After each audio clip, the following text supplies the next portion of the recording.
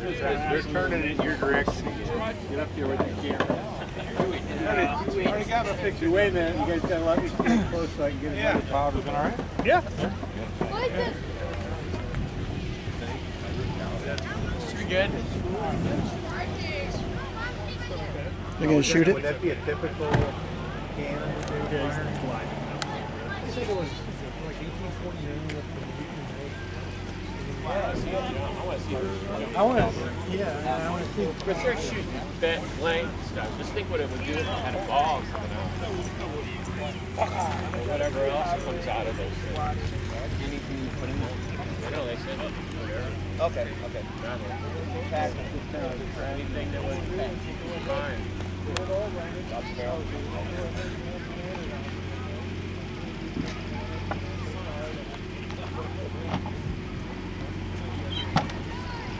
I thought it was there. Put the little cap up there. That's where we get your glove, cheers. I don't know, the callus.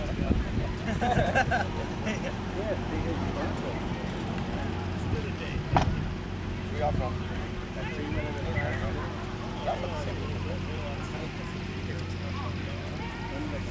Remember you got your where?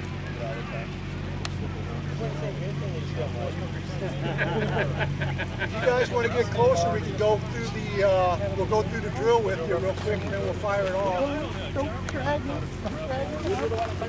I'm not real comfortable with this, Brett. Come on guys, it's not loaded. All right. Some top of it. Some top of it. Just let me know when I need to get it out. It's like right in I thought most of the cannon barrels were long. Okay, this is it's a shorter barrel. It's like right in the floor. This is a mountain sitting. This is a 1849.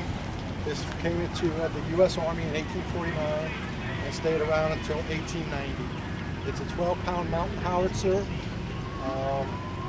The advantages of it is it's got a shorter barrel, it's lighter. I can pick this up if I have to and move it around the battlefield, but we've got that big old horse over there and he's moving around the battlefield for us. So it's a mobile gun. If we needed to, we could actually disassemble the gun, pack it up on mules, carry it over mountains, and we could assemble it again and be ready for battle. How long would that take? An experienced crew, we haven't taken it apart in a while, but you can get it done, take it apart and ready in about 45 minutes an hour. By the time you take everything apart and load it on. What type of projectiles? You would have various types. It's called a 12-pound because it would shoot a 12-pound solid ball. A 12-pound solid ball. That ball would go a mile. You could shoot that solid ball a mile with 2.5 pounds of powder.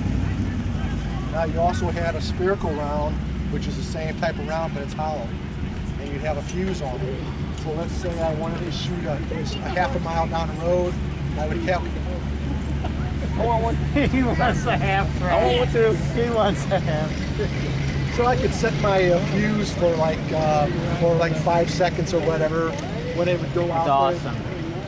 It would blow up and shower some shrapnel. Who is that on that bridge? Call John up here. John. So when you were taking place, what were you trying to do? Go up the floor? John, could you go down there and tell them we're going to be shooting about 5 minutes? Okay, Yeah. thank you. What were you trying to do? Let's say I was shooting at, let's say I wanted to knock down a wall or knock down a building or something. That would be Let's say I wanted to shoot at troops, an infantry regiment half a mile away.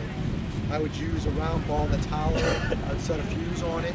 It would go up over them, explode, and shoot shrapnel down. Now let's say I have a cavalry unit that's coming at me, and they're advanced on their infantry unit coming on me. I would shoot canister, which is a hollow can filled with 12 to 15 solid balls. So then what you're basically turning this into is a big old shotgun. Yeah, so you're blowing gaps. Would there be a number of these? Yeah, you would. A lot of times you didn't have them massed like your standard artillery. You would have them Please don't go. on the battlefield wherever you would need them. So there may be several dozen of them out there, but then you wouldn't mass them. They're not that portable. That's not the super gun.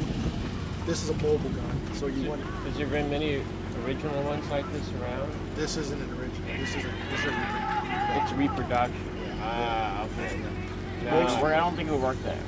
most originals are in museums or there's not many floating around. But what we have here is 2 implements.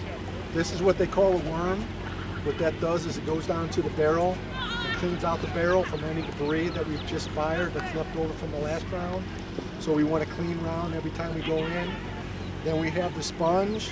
Since we're shooting black powder, we'll have maybe some live fire back down in here or an ember. So if he doesn't go down and sponge it out and put it out, if he puts a round down on top of it and it sets it off, well, there goes his arm and the rest of his body or whatever. So we want to make sure that we go down there and sponge that out and make sure we got a clean, nice, clean, safe barrel. We'll advance around, we'll put the round in, and then I'll ask him to ram, and the other end is just a rammer, which is just going to seat the round down into the bottom of my barrel. Then I'll take my prick, and I'll prick a hole in the round, just enough to expose some powder.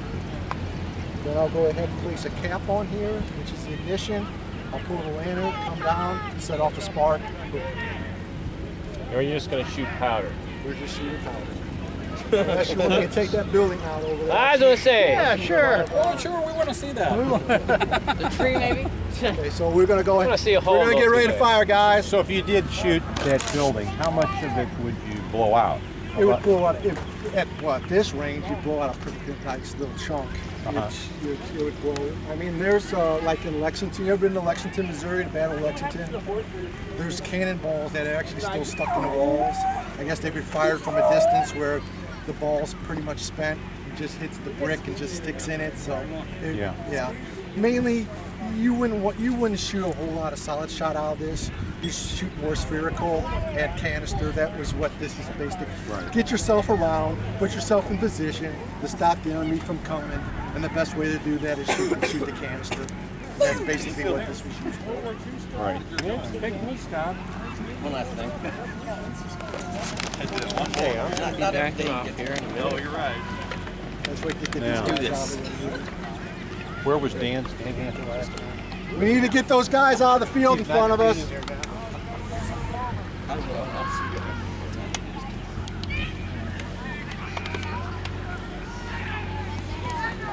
He's going to shoot it off. So it's typically a 3-man crew that runs something like Typically, we would have, it would be more like a 5 or 6 man crew. You have 3 guys up on the gun. We have what we call a powder monkey, which is what the guy is basically carrying around from the case to us. We'll have another guy on horseback. He's hooked up to the limber. He's ready to roll. And we'll probably have, I wouldn't be the commander. I'm just the gunner. We'd actually have another guy commanding, shouting out the orders, sponge, move the gun, blah, blah, blah. I'd be just the gunner. But since I'm the gunner, I'm the gunner and the commander of the gun today. So. Okay, let's see. Back here, guys. You open your mouth and kind of do this tense stuff. Hands around.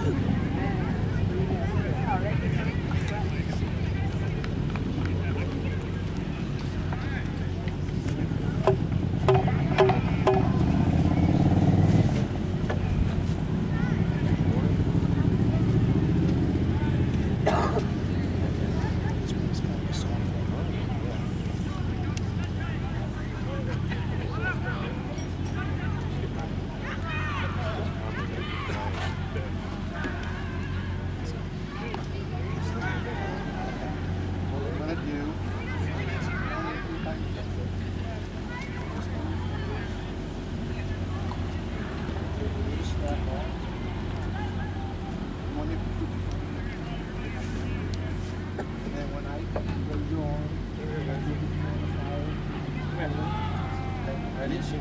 Fall back, guys. You're firing the guns. You say ready, fire. Fire in the hole! Fire no, ready, fire. Fire in the hole! Fire in the hole! Baby. You gotta kind of pull this. Fire in the hole! Fire in the hole! I felt that's the biggest gun you ever shot. Show up! I'm awake now.